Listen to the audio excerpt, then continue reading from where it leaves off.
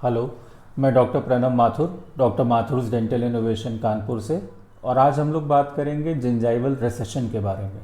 Gingival recession, जिसको कि commonly ये बोलते हैं कि हमारे दांतों के मसूड़े नीचे जा रहे हैं, दांतों की जड़ें खुलती जा रही हैं, उसको डेंटिस्ट जिंजाइवल रिसेशन बोलते हैं। और इसके होने की बहुत सारी वजह होती हैं, जिसको हम लोग एक एक करके डिस्कस करेंगे। अगर आपको कभी लगता है कि आपके दांतों की जड़ें खुल रही हैं, मसूड़े नीचे जा रहे हैं, तो आपको तुरंत अपने डेंटिस्ट को जाके दिखाना चाहिए। वो अपने इंस्ट्रूमेंट से उस स्पेस को मेजर करके आपको बताएंगे कि क्या वाकई में आपके दांत के मसूड़े नीचे जा रहे हैं या और कोई दिक्कत है।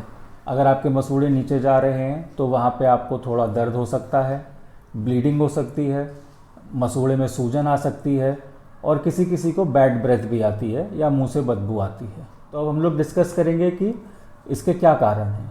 इसके बहुत सारे कारण हो सकते हैं। सबसे पहला कारण तो ये है कि जो लोग ठीक से ब्रशिंग नहीं करते हैं, ठीक से मुंह में सफाई नहीं रखते हैं, उनके खाना फंसता है दांतों और मसूड़ों के बीच में, और वहाँ पे बैक्टीरिया ग्रो करते हैं। उन बैक्टीरिया की वजह से मसूड़े धीरे धीरे जो है दांत का अटैचमेंट छोड़ते जाते हैं और मसूड़े नीचे उतरते जाते हैं। मसूड़े नीचे उतरने की वजह से ही सारी प्रॉब्लम शुरू होती हैं, ब्लीडिंग की, पेन की, सूजन की। कुछ लोगों की ये भी आदत होती है कि वो ज़रूरत से ज़्यादा ब्रशिंग करते हैं, मतलब एग्रेसिव ब्रशिंग करते हैं। ब्रशिंग का नॉर्मल टाइम जो है वो 1 से 2 मिनट है। कई लोग 5 मिनट 10 मिनट तक ब्रश करते हैं और बहुत प्रेशर लगा के ब्रश करते हैं। तो जो लोग बहुत प्रेशर लगा के ब्रश करते हैं उनके भी मसूड़े डैमेज हो जाते हैं और मसूड़े नीचे जाने लगते हैं। कुछ लोगों का काम ऐसा होता है कि उनको मुंह में या दांत के बीच में जो है कुछ सामान पकड़ना पड़ता है। जैसे कि हम लोग नॉर्मली घर में देखते हैं कि कारपेंटर आते हैं तो वो कील अपने दांतों के बीच में लगा लेते हैं, या इलेक्ट्रीशियन आते हैं कुछ काम करने के लिए तो वो वायर को अपने दांत से छीलते हैं। तो उससे एक्सेसिव प्रेशर पड़ता है दांतों पे और मसूड़ों में। तो उन लोगों में भी कई बार ये देखा जाता है कि मसूड़े ढीले हो रहे हैं, नीचे जा रहे हैं। इसके अलावा कुछ लोगों में ये भी दिक्कत आती है कि किसी एक एरिया में जो है मसूड़े नीचे जा रहे हैं, बाकी सब जगह ठीक है। तो एज के साथ जैसे जैसे दांत घिसते हैं, कोई छोटा होता है कोई बड़ा होता है, तो ऐसा कई बार देखा गया है कि एक साइड ज़्यादा प्रेशर आता है चबाने में और एक साइड कम प्रेशर आता है, क्योंकि दांत ठीक से बैठ नहीं रहे हैं। तो जिस साइड ज़्यादा प्रेशर आ रहा है चबाने में, ऑब्वियसली उस साइड लोड ज़्यादा आ रहा है दांत पे और उसके नीचे मसूड़े पे। तो जिस साइड ज़्यादा प्रेशर है उस साइड के मसूड़े ज़्यादा जल्दी से नीचे जाते हैं, दूसरी साइड हल्का प्रेशर है तो वहाँ उतनी तेज़ नहीं जाते हैं। तो इसके लिए आप अपने डेंटिस्ट को दिखाएं, वो आपको जो भी अप्रोप्रिएट ट्रीटमेंट होगा वो सजेस्ट करेंगे, चाहे उसमें कैप लगानी हो या जो भी करना हो, तो उससे वो प्रॉब्लम ठीक हो जाती है। तो मसूड़े नीचे जाने के और कारणों के बारे में अगर हम डिस्कस करें तो हमारे एरिया में सबसे बड़ा जो कारण है वो है टोबैको। तंबाकू का सेवन जो है उत्तर प्रदेश में बहुत ज़्यादा होता है, पूरे भारत में ही होता है लेकिन उत्तर प्रदेश में ख़ास तौर पर ज़्यादा होता है। तो जो लोग किसी भी प्रकार से तंबाकू का सेवन करते हैं, गुटखा खाते हैं या खैनी खाते हैं, बीड़ी पीते हैं, तो निकोटिन के जो दुष्प्रभाव हैं उसकी वजह से मसूड़े नष्ट होते हैं, मसूड़े डैमेज होते हैं, उनमें सूजन आ जाती है, तो उससे दांतों की जड़ें खुलती हैं। तो अगर कोई ऐसा पेशेंट आ रहा है जो तंबाकू यूज़ करता है तो सबसे पहले तो आप उसको यही राय देंगे कि तंबाकू बंद करें, नहीं तो उनके मसूड़े नीचे चले जाएंगे। मसूड़े नीचे जाने का सबसे बड़ा नुकसान ये होता है कि जैसे जैसे मसूड़े नीचे जाते हैं दांतों की पकड़ कम होती जाती है, दांतों के बीच में स्पेसिंग होती जाएगी और दांत हिलना शुरू हो जाएंगे। जब दांत ज़्यादा हिलने लगते हैं तो फिर उनको बचाने का कोई तरीका नहीं होता है, फिर उनको निकालना ही पड़ता है। तो अगर आपको अपने दांतों को सेव करना है तो आपको ये ध्यान रखना है कि आपके मसूड़े नॉर्मल लेवल पे रहें, कंपैरेटिवली नीचे ना जाएं और स्वस्थ रहें। ओल्ड एज के पेशेंट्स में भी ये देखा गया है कि उनके मसूड़े काफ़ी तेज़ी से नीचे जाते हैं। एक तो वो ओल्ड एज की वजह से जो है बोन सपोर्ट और मसूड़े का सपोर्ट कम होता जाता है, और कुछ लोग जो है आर्टिफिशियल दांत लगाते हैं मुंह में, नकली दांत लगाते हैं निकालने लगाने वाले।